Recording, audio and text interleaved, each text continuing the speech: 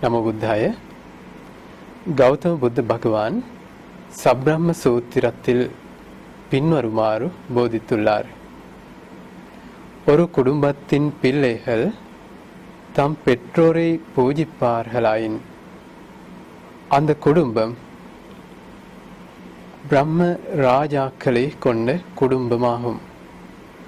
ஒரு குடும்பத்தின் பிள்ளைகள் தம் பெற்றோரை பூஜிப்பார்களாயின் அந்த குடும்பம் தன் முதல் ஆசான்களை கொண்ட குடும்பமாகும்.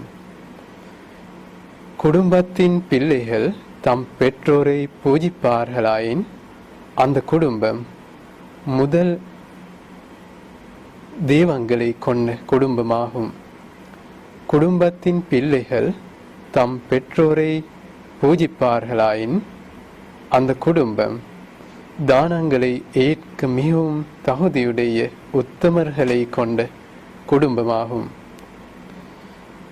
பிரம்மராஜர்கள் என்பது பெற்றோருக்கு கூறப்படும் இன்னும் ஒரு பேராகும்.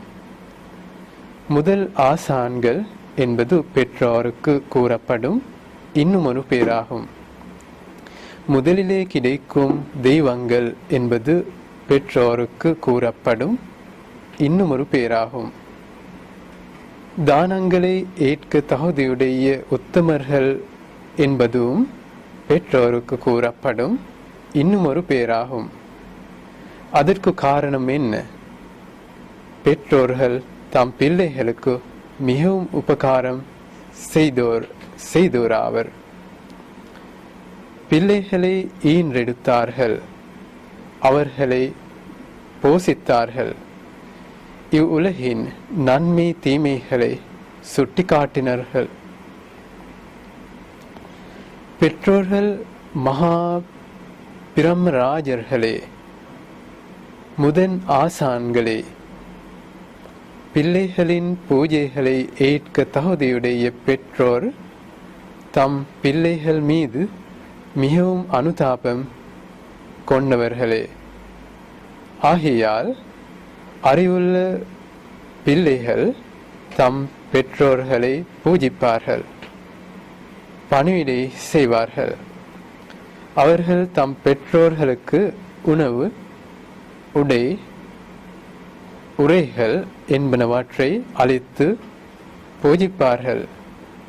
தம் பெற்றோர்களை நீராட்டி பணிவிடை செய்வார்கள், பாதங்களை பூசிப்பார்கள். அவர்கள் தம் பெற்றோர்களுக்கு செய்யும் பணிவிடைகளின் காரணமாக இவ்வுலக வாழ்வின் போது ஞானமுள்ளவர்களின் பாராட்டுக்குரியவர்கள் ஆவார்கள். மறுவுலகில் சுவர்க்கத்தில் பிறந்து சுகம் அனுபவிப்பார்கள். நீங்கள் இதற்கு முன்னர் இதை பற்றி சிந்தித்தீர்களா? ஒருபோதும் உங்களது பெற்றோர்களை மறந்துவிடாதீர்கள். அம்மா இல்லத்தினை போல் உங்களை பாதுகாப்பாள் என கௌதம புத்த பகவான் போதித்துள்ளார்.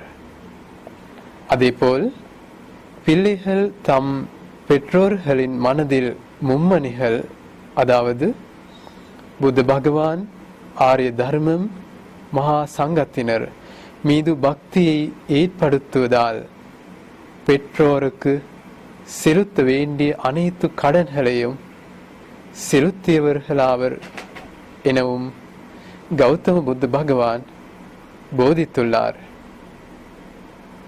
இது உண்மை சம்பவத்தினை அடிப்படையாக கொண்டு உருவாக்கப்பட்டது. நமோ புத்தாய.